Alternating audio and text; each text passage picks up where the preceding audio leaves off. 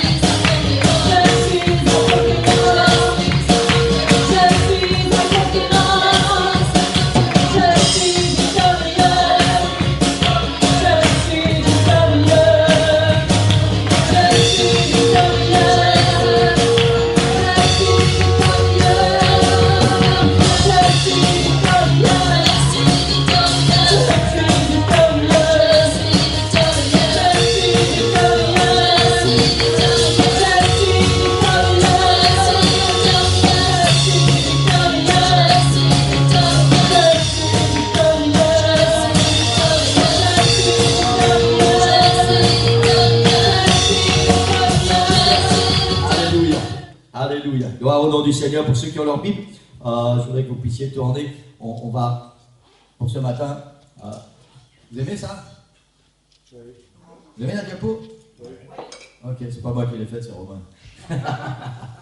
Ah ben, en fait, je lui ai envoyé, j'ai trouvé une solution de facilité, parce que pour lui, c'est plus facile que pour moi. Donc, je lui envoie les versets, et après, lui, il fait le diapo.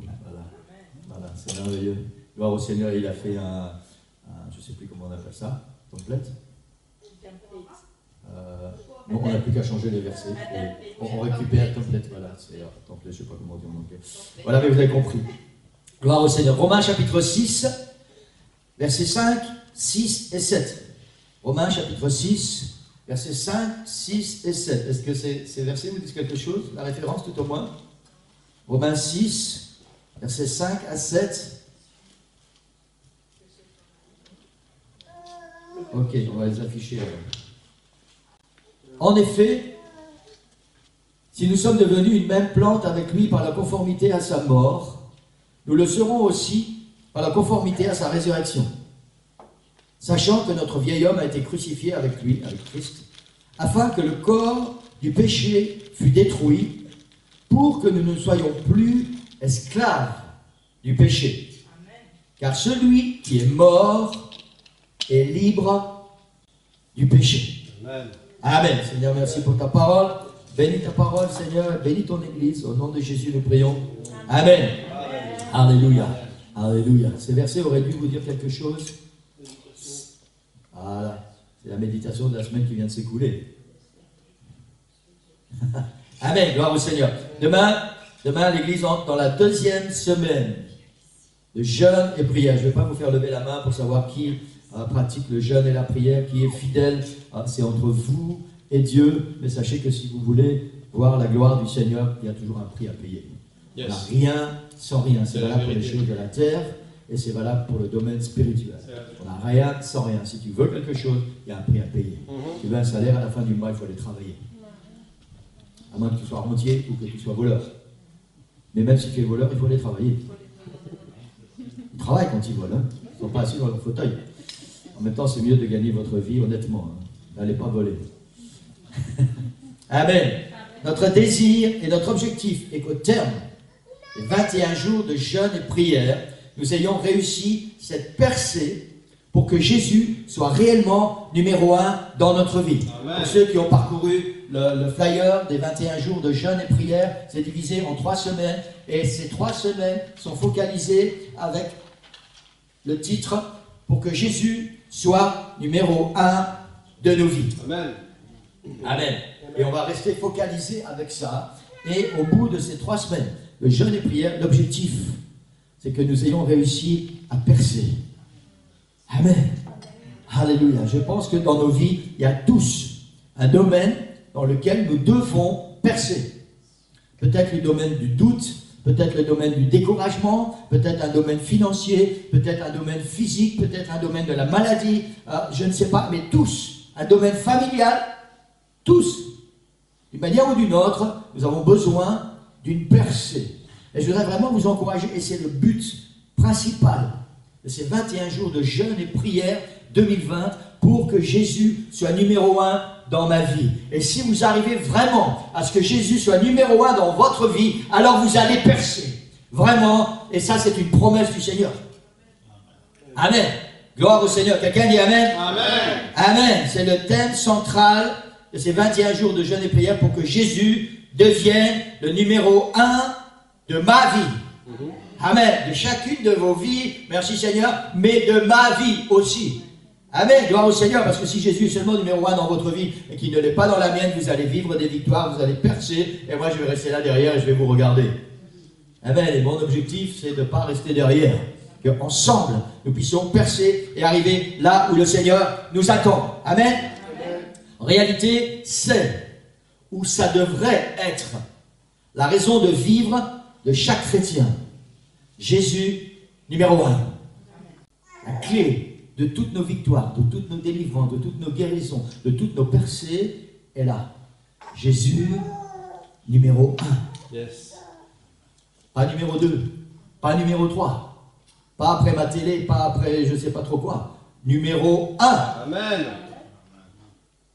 Amen. Amen. Il nous faut vivre cette percée, Jésus numéro 1, pour percer dans notre vie spirituelle.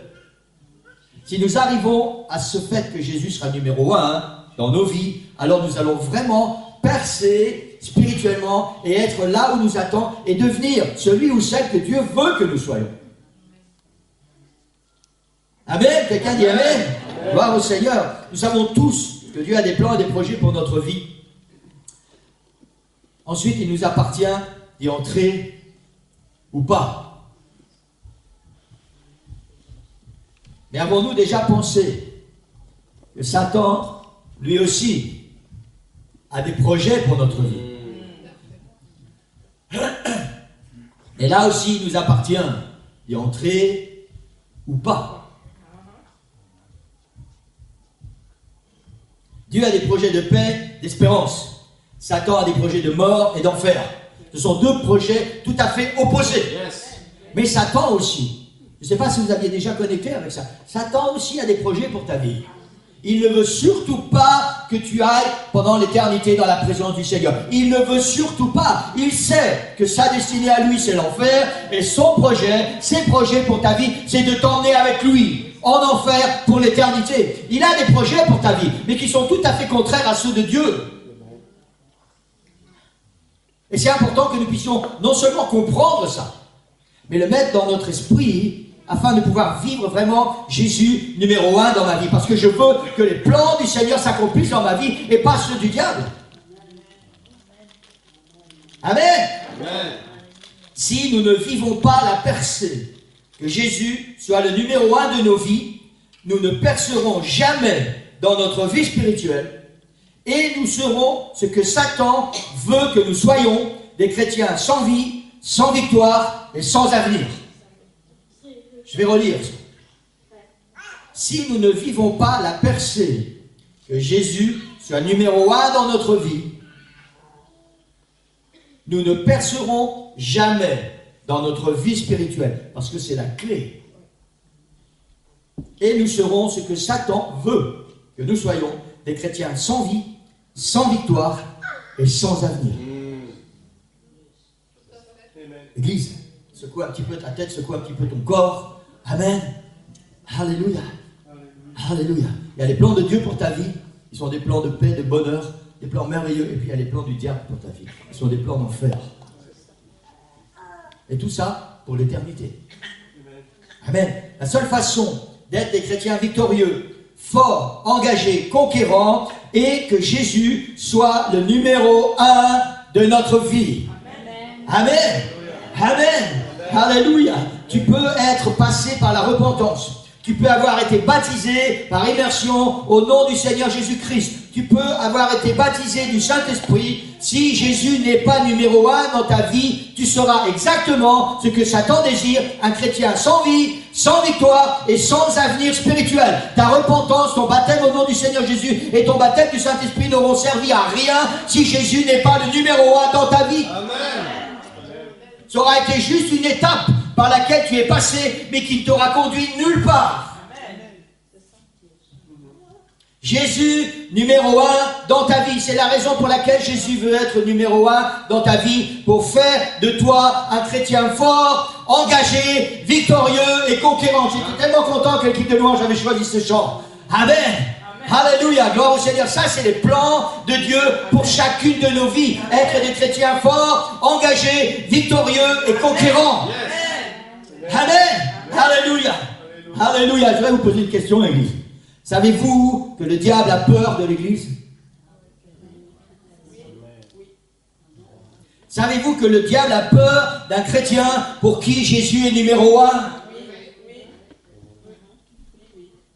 Savez-vous pourquoi le diable a peur des chrétiens pour qui Jésus est numéro 1? C'est écrit ici, Matthieu 16, 18 à 19. Jésus parle à Pierre et dit, je dis que tu es Pierre, et sur ce roc, sur la déclaration, je vais bâtir mon église, et les portes du séjour des morts ne prévaudront point contre elle. Mon église, Jésus numéro 1, et les portes de l'enfer ne prévaudront point contre elle. Je te donnerai les clés du royaume des cieux. Ce que tu liras sur la terre sera lié dans les cieux, et ce que tu délieras sur la terre sera délié dans les cieux. Voilà les plans du Seigneur pour notre vie, et voilà pourquoi le diable a peur d'une église pour qui Jésus est numéro 1. Amen. Amen. Vous auriez vu déjà tous debout en train de crier, de sauter, de taper dans les mains. Amen. Yes. Tous les plans et les projets du diable pour toi sont anéantis, réduits à néant quand Jésus devient le numéro 1 de ta vie. Amen. Yes. Amen. Amen. Alléluia. Voilà pourquoi Jésus veut être le numéro 1 dans ta vie. Alléluia. La réalité est que Satan a peur de toi. À partir du moment où tu as commencé à t'engager avec le Seigneur, Satan a peur de toi. Et il va tout faire pour que Jésus ne devienne jamais numéro 1 dans ta vie. Parce que quand Jésus deviendra le numéro 1 de ta vie, la seule chose qu'il pourra faire, c'est s'enfuir. Amen. C'est juste. Amen. Et c'est pour ça qu'il va tout faire, Église, il va tout faire pour que Jésus ne soit pas numéro 1 dans ta vie. Amen. Amen. Amen. Alléluia. Un peu comme ces chiens qui aboient devant toi pour t'impressionner et pour te faire reculer. Vous savez, quand vous arrivez dans la chair, et puis si vous tapez un peu du pied, hop, il se sauve. Le diable, c'est comme ça. Si Jésus est numéro 1 dans ta vie, alors il va venir, il va aboyer, il va essayer de te faire peur. Mais toi, tu tapes du pied et tu dis au nom de Jésus, va-t'en parce que Jésus est numéro 1 dans ma vie. Tu as l'autorité, tu as la puissance et tu as le pouvoir. Et c'est pour ça que Jésus veut être numéro 1 dans ta vie. Et si Jésus est numéro 1 dans ta vie, la seule possibilité pour le diable et pour ses démons, c'est de s'enfuir loin de toi. Amen. Amen. Amen. Yes. Il va certainement essayer de revenir comme il a fait avec Jésus. Il va essayer de trouver un moment favorable pour essayer de revenir. Mais si Jésus continue d'être le numéro 1 dans ta vie, à chaque fois, la seule solution pour lui sera de s'enfuir. Amen. Amen. Mais si Jésus est numéro 1 dans ta vie, alors tu n'as rien à craindre. Tu es victorieux, tu es un conquérant. Amen. C'est la raison de ces 21 jours de jeûne et prière. Percer pour faire fuir l'ennemi et être des conquérants pour le royaume de Dieu. Amen. Alléluia. Alléluia. Alors tout ça c'est bien beau. Mais comment faire? Comment faire pour que Jésus devienne numéro 1 dans ma vie? Pendant que je préparais cette prédication, il y a cette pensée qui est venue. Le Seigneur m'a dit, c'est bien, tu vas dire à l'église, je dois être numéro 1. Mais il faut leur dire comment faire. C'est ça. Amen. C'est le fil rouge de toute la Bible. C'est la raison pour laquelle Jésus est mort sur la croix. Et ça, c'est en début d'histoire au jardin d'Éden. Le péché. Le péché. Ouais. Le monde est le royaume du péché. L'endroit où le péché règne et domine. Nous avons vu la semaine dernière que quand le moment est venu pour les Hébreux de prendre possession du pays promis, ils ont dû, la première étape, ça a été de quitter l'Égypte. Ouais. Amen. L'Égypte, spirituellement parlant, c'est l'endroit où les hommes et les femmes sont esclaves du péché. L'endroit où ce n'est certainement pas Dieu qui règne. Pour l'Église, l'Égypte, c'est le monde. La première percée du chrétien doit être de quitter le monde. C'est écrit dans le flyer. La première percée du chrétien doit être de quitter le monde, de se séparer du monde pour vivre une percée spirituelle.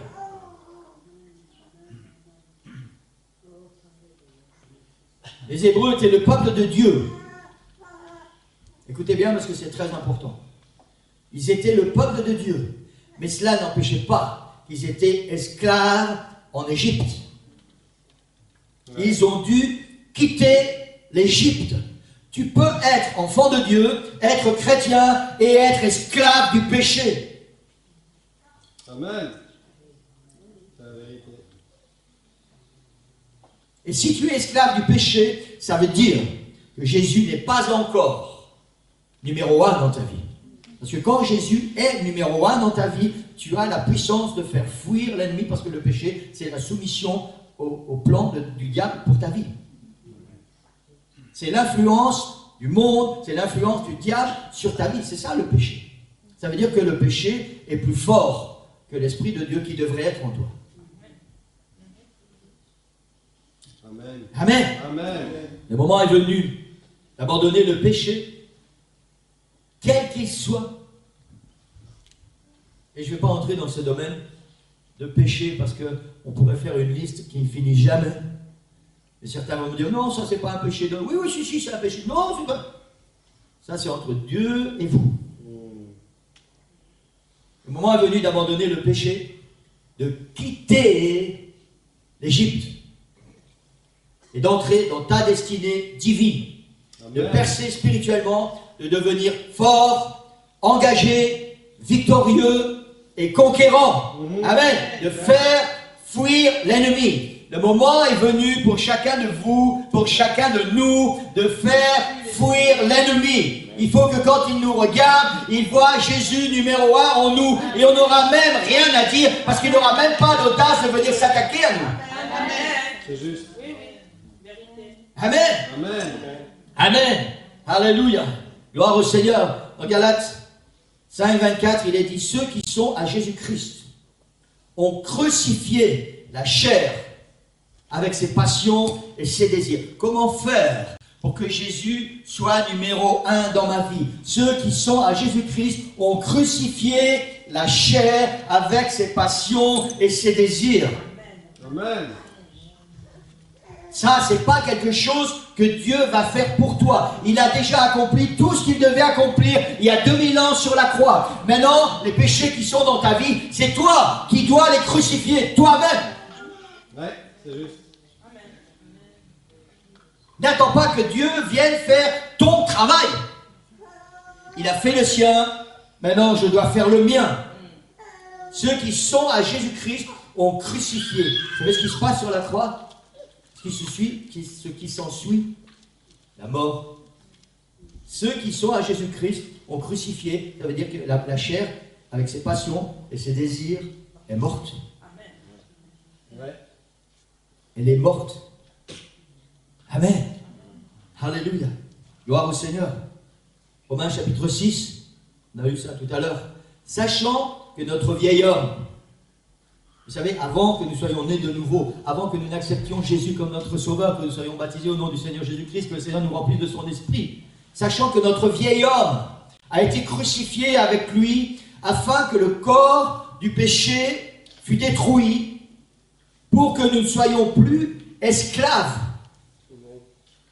Vous entendez le mot que la Bible utilise? Pour que nous ne soyons plus esclaves du péché. Car celui qui est mort est libre du péché. Ouais. Celui qui est mort est libre du péché. Ça veut dire que pour que le péché ne règne plus, ne domine plus sur notre vie, il faut que notre ancienne nature meure. Amen. Il faut que nous puissions crucifier le péché qui est dans notre vie. Et le Seigneur nous donne la force pour ça. Amen. Dans Romains 8, 10, il est dit, si Christ est en vous, le corps, il est vrai, est mort à cause du péché, mais l'esprit est vie à cause de la justice. Ça veut dire que l'ancienne nature a été crucifiée, le péché a été crucifié, et tu vis en nouveauté de vie avec l'Esprit de Dieu qui vit à l'intérieur, et ça permet au Seigneur de devenir numéro 1 dans ta vie. Amen. Amen. Yes. Amen. Et l'apôtre Paul dit ceci, dans Galates 2, 20, il dit, j'ai été crucifié avec Christ. J'ai été crucifié avec Christ. Et si je vis, ce n'est plus moi qui vis, c'est Christ qui vit en moi. Amen. Amen. J'ai été crucifié avec Christ, la vieille nature. Église, c'est exactement ce qui se passe. Quand vous vous repentez et que vous êtes baptisé par immersion au nom du Seigneur Jésus-Christ, vous laissez votre ancienne vie là, dans ce baptistère. Et le Seigneur vous baptise de son esprit et vous devenez une nouvelle créature. J'ai été crucifié avec Christ et si je vis maintenant, ce n'est plus moi qui vis, ce n'est plus mon ancienne nature, c'est Christ qui vit en moi. Amen. Amen. Alléluia. Pour que Jésus soit numéro 1 dans notre vie, et je vais terminer avec ça, Église, il faut nous débarrasser du péché. Yes. Le péché, c'est la gangrène de l'Église. Pour ceux qui connaissent un peu le domaine médical, vous savez de quoi je parle. Amen. Et je pense que tout le monde en général connaît ça. La gangrène, c'est une maladie qui, en général, on ne peut pas la stopper. Elle avance irrémédiablement et un peu à la fois, on coupe et on coupe les parties du corps. Le péché, c'est la gangrène du chrétien. C'est la gangrène de l'Église. Il va ronger et ronger. Ça commence d'une manière insidieuse, sans qu'on s'en rende compte. Et puis ça va devenir de plus en plus imposant. Et puis ça va faire partie intégrante de notre corps. Et on va se retrouver amputé et amputé et amputé. Et il va arriver un jour où c'est la mort qui va suivre. Le péché, c'est la gangrène du chrétien, c'est la gangrène de l'Église. Ne croyez pas ou ne croyez plus que nous pouvons vivre dans le péché, pratiquer le péché consciemment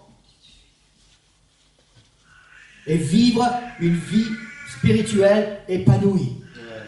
Pour que Jésus devienne le numéro 1 de notre vie. Parce qu'il faut arriver à percer.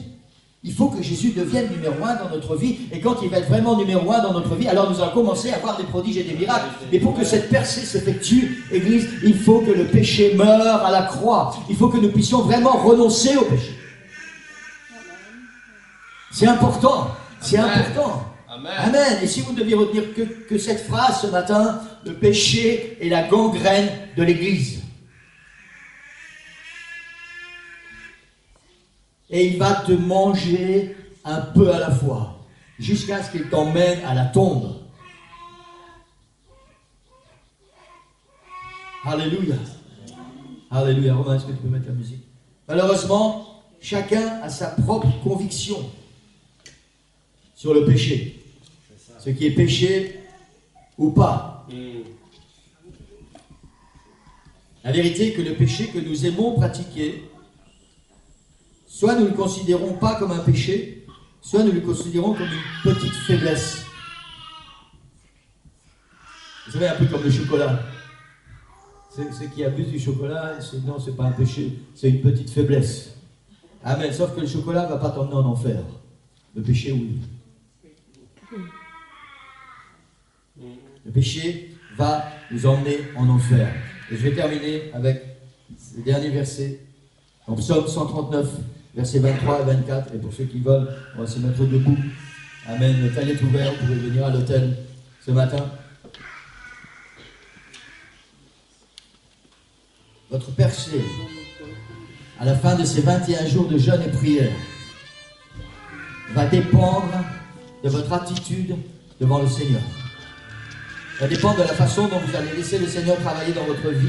Va dépendre de la façon dont vous allez regarder le péché et si vous le laissez ou pas continuer à dominer dans votre vie. Soit vous allez vivre une percée spirituelle, soit vous allez continuer à mourir spirituellement. Psaume 139, verset 23-24 dit « Sonde-moi, ô Dieu, et connais mon cœur. Éprouve-moi, et connais mes pensées. » Ensuite, il dit, regarde si je suis sur une mauvaise voie. Regarde s'il y a des choses en moi qui ne sont pas bonnes. Et conduis-moi sur la voie de l'éternité. Amen. Je crois que tous les prédicateurs du monde réunis pourraient vous prêcher pendant des milliers d'heures sur le péché. Ça n'aurait jamais, jamais le même impact que si Jésus vient parler à ton cœur, vient parler à ton âme, à condition que tu viennes dans sa présence et que tu demandes au Seigneur, Seigneur, regarde mon cœur, regarde si je suis sur une mauvaise voie et conduis-moi sur la voie de l'éternité.